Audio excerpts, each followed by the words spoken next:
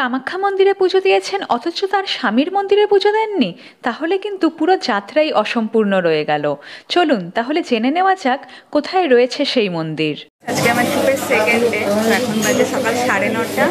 আমরা হোটেল থেকে check out করে একবারে চলে এসেছি এখানে ব্রেকফাস্ট করতে। এখানে কোনো দোকানেই সেভাবে 10টা-11টার আগে খোলে না, তো এখানে কালিতা সুইটস নামে একটা দোকান পেলাম, মোটামুটিভাবে ভালো। তো ওখানেই আমরা ঢুকেছি ব্রেকফাস্ট করতে।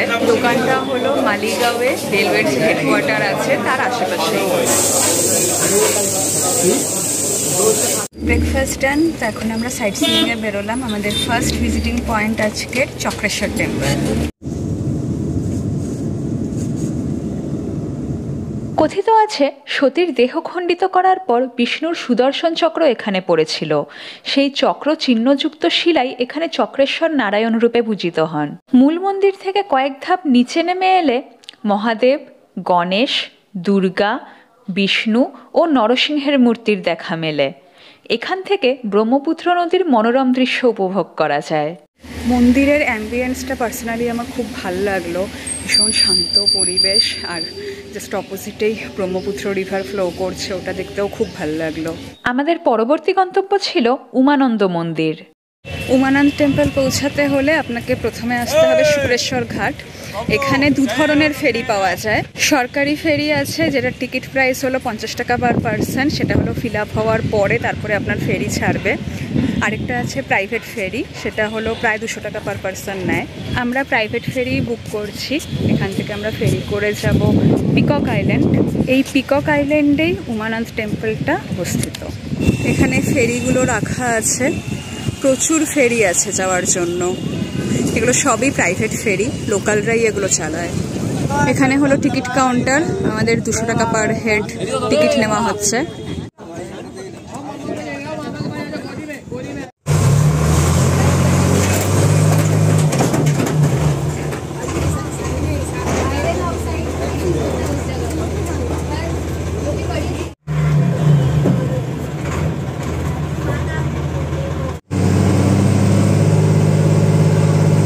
ব্রহ্মপুত্র নদের মাঝে অবস্থিত পিকক আইল্যান্ড হল বিশ্বের ক্ষুদ্রতম লিভিং রিভার আইল্যান্ড।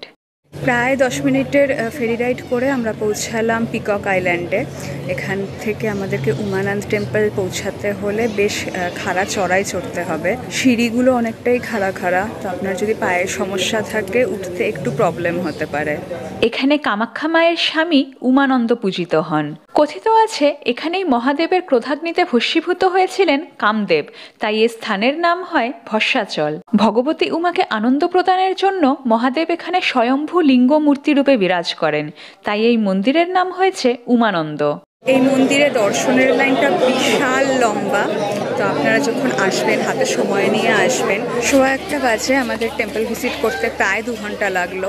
আমরা লাইনে দাঁড়িয়ে গর্ভগৃহে ঢুকে শিলাটা ছুঁয়ে পুজো দিলাম।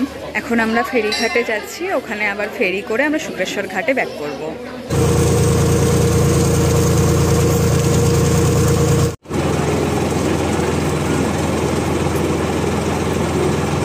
শুক্রেশ্বর ঘাটের ঠিক অপোজিটেই রয়েছে ফ্যান্সি বাজার। এখানে আপনারা প্রচুর জিনিস শপিং করতে পারেন।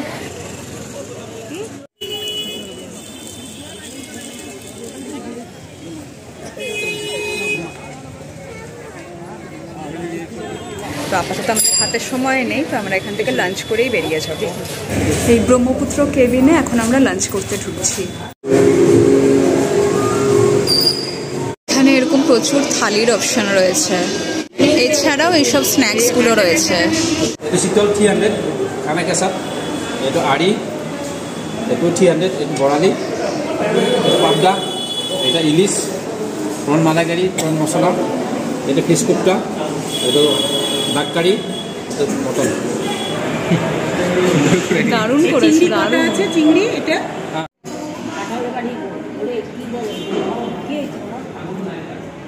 3:15 বাজে আমাদের লাঞ্চ ডান। অসাধারণ খাবার খেলাম, মানে পুরো মালিগাঁওতে ভালো রেস্টুরেন্ট খুঁজতে না পাওয়ার পর ফাইনালি এখানে আমরা তৃপ্তি সহকারে লাঞ্চ করলাম।